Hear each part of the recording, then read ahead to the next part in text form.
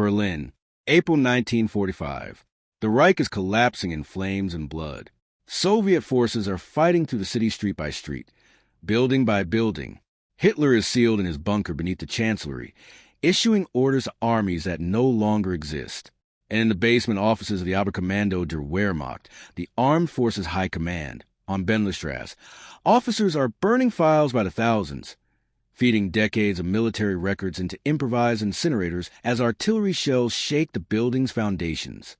Among those coordinating this destruction is Major Wilhelm Brandt, Wehrmacht intelligence liaison, assigned to coordinate information flow between OKW and various intelligence services.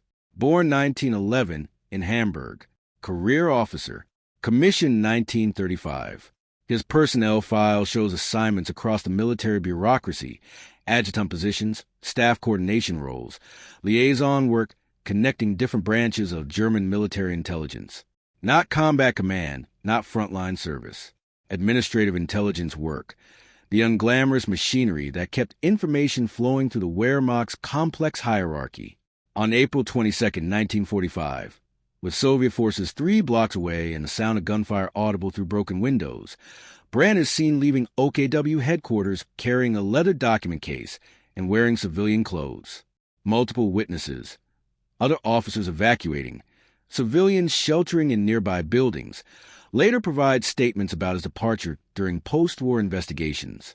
Some remember him walking west, toward potential American lines. Others recall him heading south. All agree he left deliberately, purposefully, not in the panic that gripped most of the remaining personnel. That was the last confirmed sighting by German witnesses. But Allied records tell fragments of a different story, pieces that don't quite fit together. On April 25, 1945, an American Counterintelligence Corps report file from the western outskirts of Berlin mentions German officer claiming knowledge of Wehrmacht intelligence structures and Soviet penetration of German military services, currently in protective custody, pending evaluation. No name given, just a reference number, subject BRN-14. On May 1st, a British intelligence memo discusses Wehrmacht liaison officer with extensive knowledge of German military intelligence organization and inter-service coordination, transferred to London for technical debriefing per Anglo-American coordination agreement.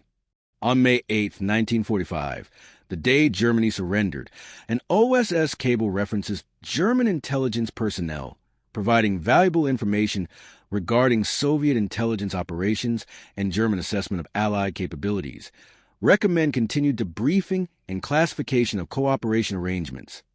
Wilhelm Brandt's name appeared in none of these documents, but the timing, the position, the knowledge base described, everything aligned with his background and expertise.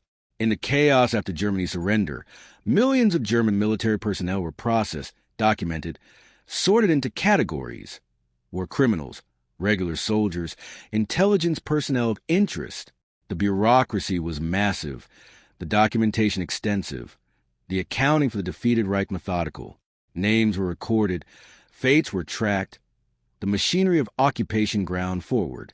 But Major Wilhelm Brandt appeared in none of these records, not in detention lists, not in power rosters, not in war crimes investigation files, not in the denazification proceedings that processed millions of Germans through the occupation's legal machinery.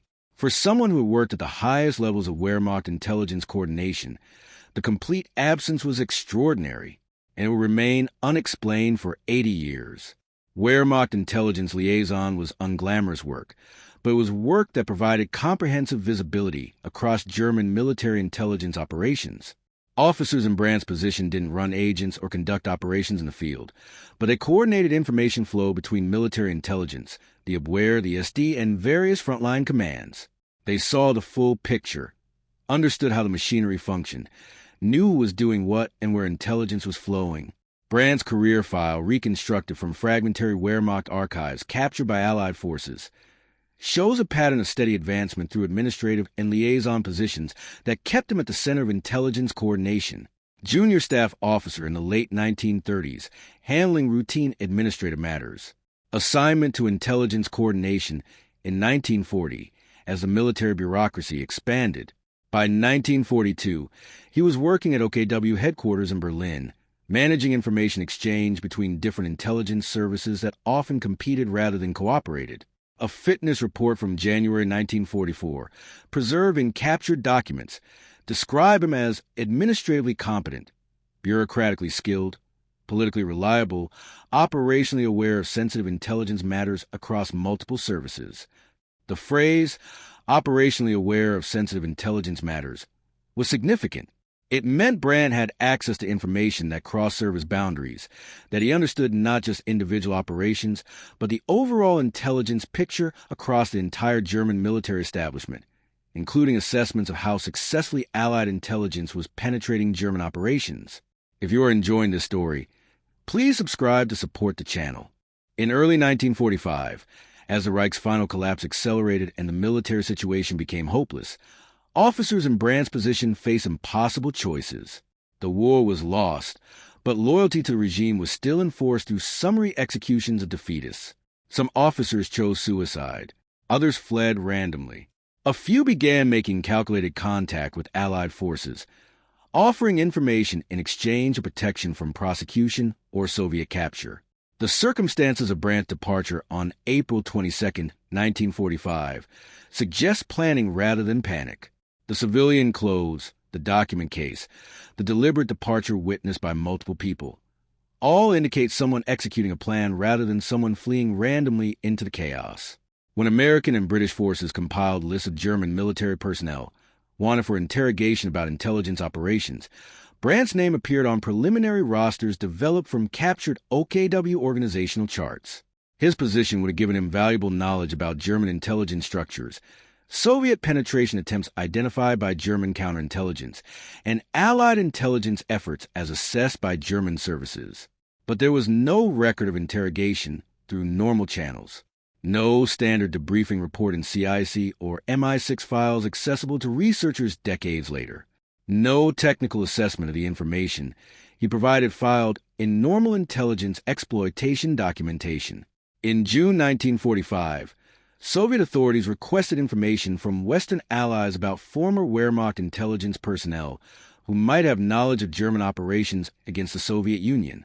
They were particularly interested in officers who had coordinated intelligence about the Eastern Front and Soviet capabilities. Brandt's name wasn't on their list of requests, not because they weren't interested in someone with his access and knowledge, but because they apparently didn't know he had survived the fall of Berlin or made contact with Western forces. The Western response to Soviet inquiries about Wehrmacht intelligence personnel was carefully calibrated. Cooperation on some cases where prosecution was warranted, deflection on others where intelligence value was assessed as high. But Brandt's name never came up in these exchanges, suggesting his survival and cooperation were being kept quiet from the start. In 1947, West German authorities establishing their own government under Allied occupation began compiling records of former Wehrmacht officers for security, vetting, and denazification review. Officers who had held sensitive positions required particular scrutiny to assess potential security risks. When Brandt's name came up in these reviews, his former position at OKW made him someone who should have been vetted. The inquiry filed with American occupation authorities received an unusual response. Subject handled through classified arrangement. No information available for German authorities. Classified arrangement, not just missing records or unknown fate, but an explicit statement that his case was classified, that information existed but would not be shared. Through the 1950s and 1960s, historians researching Wehrmacht intelligence operations occasionally encountered Brandt's name in captured organizational charts and administrative records held in various military archives. He appeared as a liaison officer at OKW, someone in the machinery of intelligence coordination, but not in operational command roles that would have made him a household name. Most assumed he had died during Berlin's fall or disappeared into the chaos of the collapse. But researchers who tried to trace what happened to specific officers encountered an unusual pattern with Brandt's case. Most officers had some documentation: death notices, POW records, denazification files, immigration records if they had survived. Brandt had nothing. The absence was so complete that some researchers assumed his records had been destroyed during the final chaos or lost in the administrative confusion of occupation. The silence wasn't obviously managed. It looked like the gaps that existed throughout military records from that chaotic period, when filing systems collapsed and documentation burned. Just one more officer whose fate remained unclear in a war that had produced millions of unclear fates. Unless someone noticed that inquiries about him were deflected with the same language across different archives and decades, that his name appeared clearly in wartime documents but vanished completely after April 22nd, 1945, that the silence was too systematic, too consistent to be merely accidental. Dr. James Mitchell was researching Allied exploitation of German intelligence personnel after World War II, focusing on how Western powers had used captured German knowledge about Soviet intelligence operations as the wartime alliance dissolved into Cold War competition. A historian at Cambridge University, Mitchell had spent years working through British, American, and German archives, documenting the transition from enemies to assets. In 2024, while reviewing recently declassified MI6 files from the late 1940s, part of a routine declassification cycle, he found a memo that immediately captured his attention.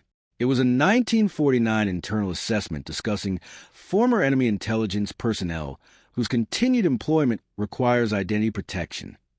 The memo listed criteria for evaluation: knowledge of Soviet intelligence methods, cooperation with Allied services, potential diplomatic complications if employment became public knowledge, ongoing value for operations targeting Soviet intelligence.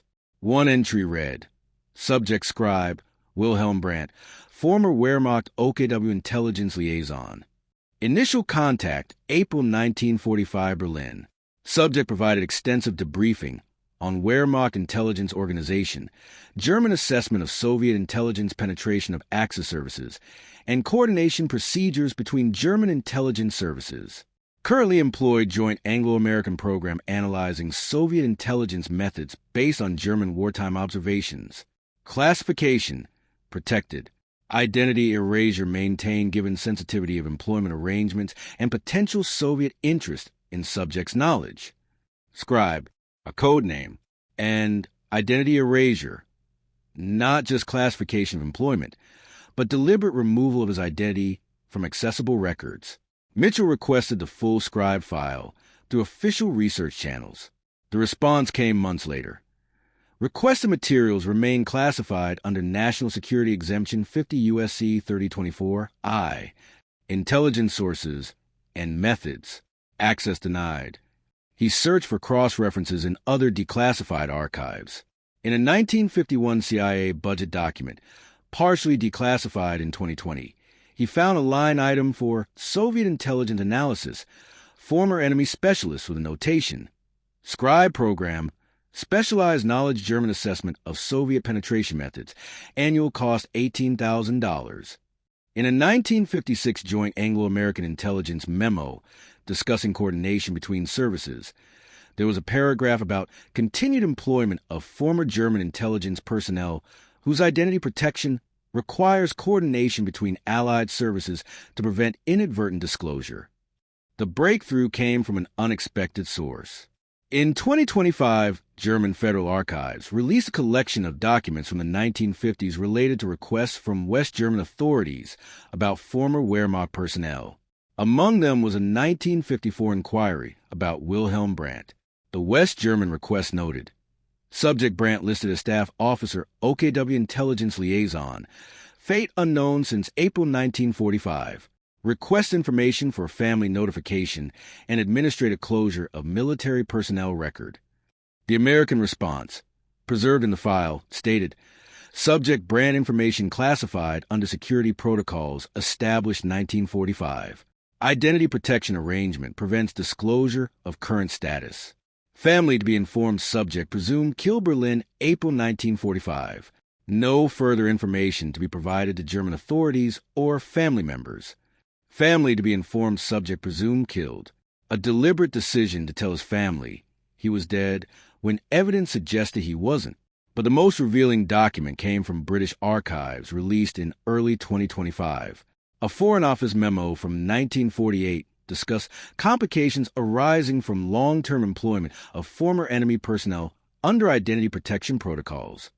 One section read, Case Scribe exemplifies challenges of identity erasure programs implemented for high-value sources. Subject's family in Germany informed of presumed death 1945 per agreed protocol. Subject resettled in Britain under new identity provided by Home Office. Employed in intelligence analysis regarding Soviet intelligence methods. Subject extensive knowledge of German intelligence assessment of Soviet penetration operations during wartime proves valuable for understanding current Soviet intelligence capabilities, but requires permanent identity protection. British and American services concur that disclosure would compromise ongoing operations and create diplomatic complications with Soviet government. The calculation was explicit and documented. Brandt's family was told he died in Berlin's fall while he was alive, working for British intelligence under a completely new identity, living in Britain, providing analysis based on his knowledge of how German intelligence had assessed Soviet penetration of Axis intelligence services. But crucial questions remained unanswered. What specific knowledge had made him valuable enough to warrant complete identity erasure rather than simple classification? When had he made initial contact with Allied services? And what had he known about Soviet penetration that required hiding not just his employment, but his very survival?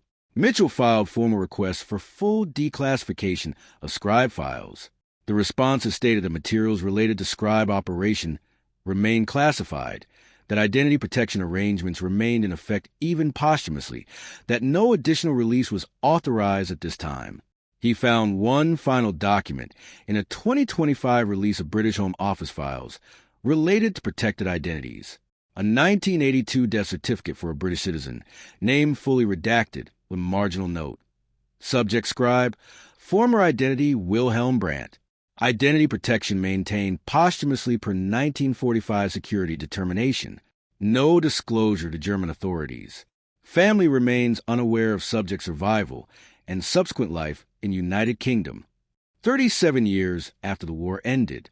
Brandt had lived under a false identity in Britain for 37 years, working for British intelligence, while his family in Germany believed he had died in 1945.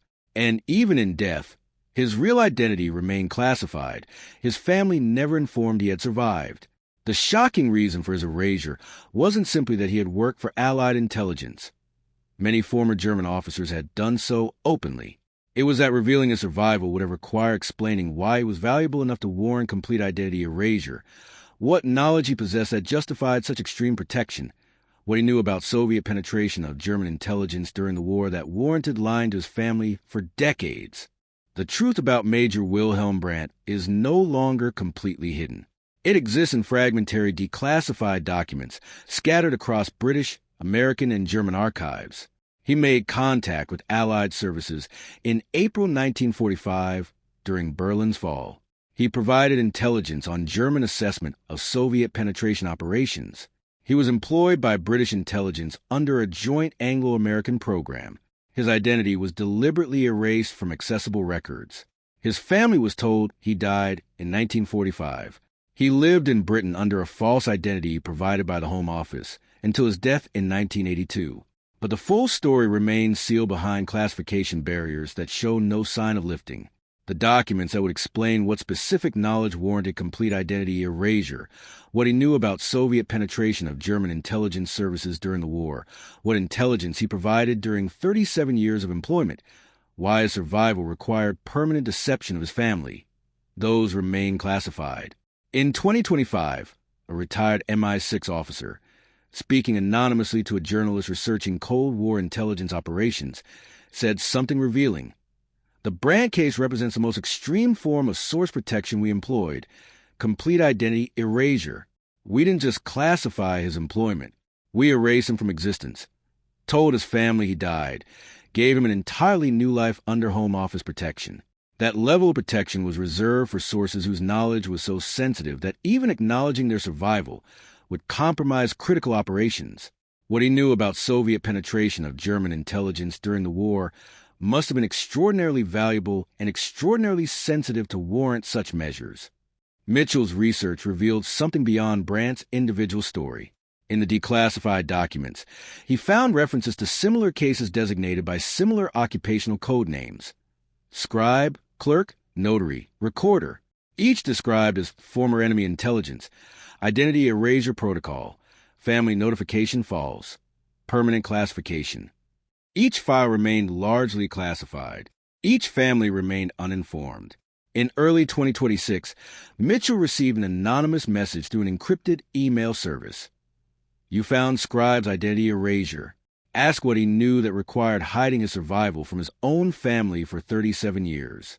Ask what Soviet penetration of German intelligence he could describe that remains too sensitive to reveal 80 years later.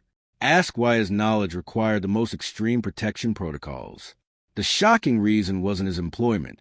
It was his knowledge, and that knowledge is still too sensitive to fully declassify. 80 years after Major Wilhelm Brandt walked out of Wehrmacht headquarters in Berlin, carrying a document case, and disappeared from all accessible records, part of his story is known. He provided intelligence to Allied services about German assessment of Soviet penetration operations. He was employed by British intelligence for 37 years analyzing Soviet intelligence methods. His identity was completely erased from records. His family was told he died in Berlin. He lived in Britain under a false identity until 1982. Even in death, his real identity remained classified.